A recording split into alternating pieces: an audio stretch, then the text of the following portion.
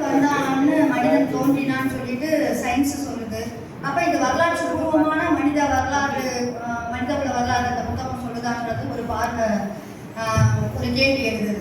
ஏன்னா இது உண்மையாகவும் இருக்க முடியல, ஆனா பொய்யாவும் இல்லைன்ற மாதிரியான அவரோட வாழ்வு அனுபவம், அவர் ஒரு ஊர் சுற்றி பயணத்துல இருந்து இந்த புத்தகத்தை எழுதியிருக்கிறாரு அப்படின்னு அவரோட எழுத்தாளரோட இதை ஆய்ந்து பார்க்கும்போது அது தெரியுது.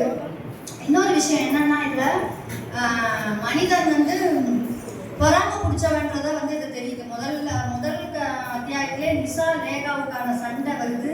நிசாவை தூங்கும்போது லேகாவை தூங்கும்போது கழுத்தை நெரிச்சு கொன்றலாம் போல நிசாவுக்கு தோணுது.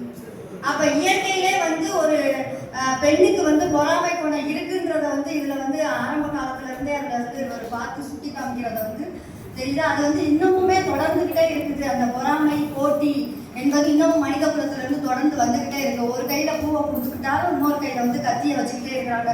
ஒரு கையில கை கொடுத்துக்கிட்டே இன்னொரு கையில புலி பறிக்கிற இதுவும் இருக்குன்றது அந்த தொன்று தொட்டு அந்த மனித சமூகம் அந்த இதுல இருந்து வர்றது இன்னமும் நடைமுறையில இருக்குன்றத இந்த புஸ்தகம் படிக்கையில உணர முடியுது.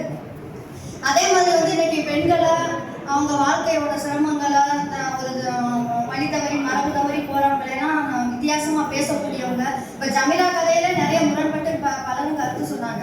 இந்த புத்தகத்தை படிக்கும் போது இந்த புத்தகத்தை படிச்சு உள்வாங்கினாங்கன்னா ஆதியில இருந்து எப்படி பெண்கள் எப்படிலாம் இருந்தாங்கன்ற விஷயத்தை இதை உள்வாங்கினாங்கன்னா அப்படி சொல்ல மாட்டாங்க அப்படின்ற ஒரு கருத்தையும் இருக்கு. அந்த மிச்ச சொச்சம் இன்னமும் நடந்துகிட்டே தொட்டுக்கிட்டே வந்துகிட்டே இருக்கு அப்படின்றதுதான் இந்த புத்தகத்துல நம்ம பார்க்க வேண்டியிருக்குது. அதனால தொடர்ந்து இதை வாசிப்பதன் மூலமா குணங்களை இதை எனக்கு அதான் ஆப்பிரிக்கா இது சயின்ஸ்னா இது வரலாற்று பூர்வமா மனிதர்கள் எப்படி வந்தாங்கன்றது ஒரு இன்ட்ரெஸ்டிங்கா ஆவலா சொல்றாங்க.